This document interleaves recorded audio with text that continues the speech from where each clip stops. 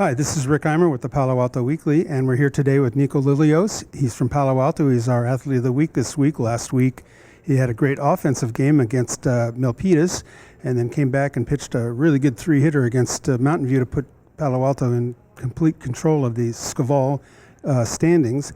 So, Niko, let's start with the week. Let's start first with your hitting. I mean, you hit your first career home run and had a pretty good game. Yeah, it was really exciting.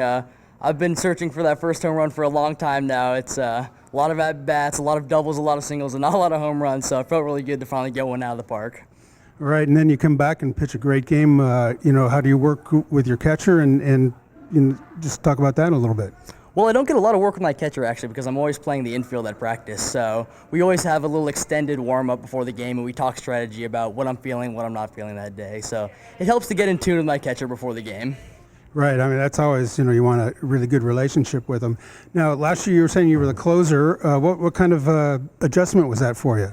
The biggest adjustment was just velocity. I used to come in the game and have to throw 11, 12 pitches, and I'll be out of there. But this year, you come in, you have to be prepared to throw 80, 90, over 100 pitches. So definitely taking some off in warm-ups, taking some off in the middle innings, and trying to keep my stamina up throughout the whole game.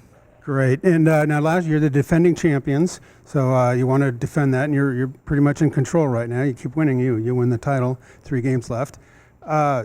Is that something you guys talked about a lot, just defending your championship? Absolutely. Every year we try to go out there and compete against the good teams in this league and take home a championship. We'd rather be the outright championship, so win the regular season and the playoffs. So we definitely know that we're 1 game up on Gatos, and we're really dedicated to keeping it that way.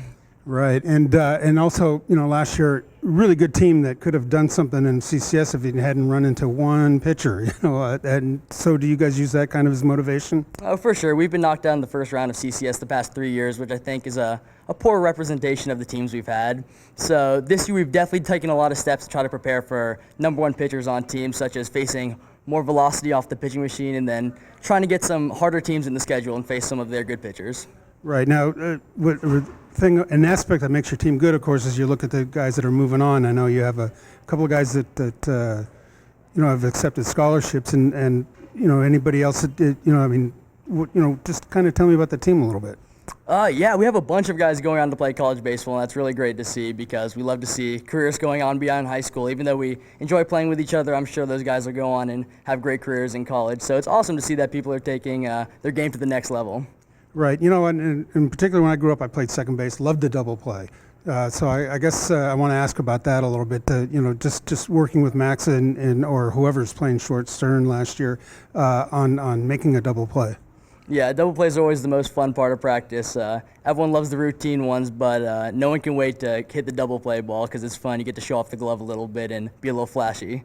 Right, that was my favorite. Of course, as a shortstop, you have a stronger arm. Obviously, as a pitcher, you have to have a stronger arm. Just kind of talk about, just having a field day. If you can make the plays on the left to the right and everything. Just talk about shortstop a little. Yeah, shortstop's a lot of fun. I played third base last year, so I'm used to a longer throw. But it's definitely an adjustment with shortstop. You have to move a lot more in third base. Third base, you always throw the ball from about the same place. But shortstop, you got to have a lot of different arm slots. Right. So, and of course, I've seen some pictures of you going left and right and making off-balance plays. Maybe your favorite play might be that diving off the 1 foot.